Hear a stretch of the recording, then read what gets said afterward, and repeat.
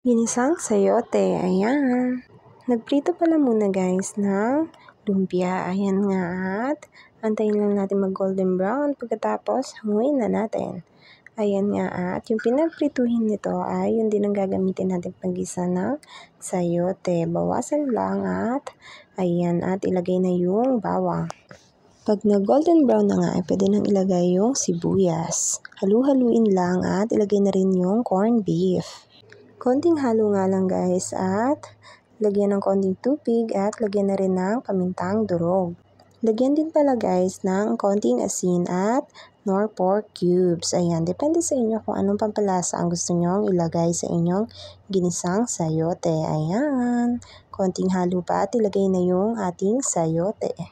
Nahugasan na po yan guys bago dyan ilagay. Ayan nga at halu-haluin lang hanggang sa maluto yung ating sayote.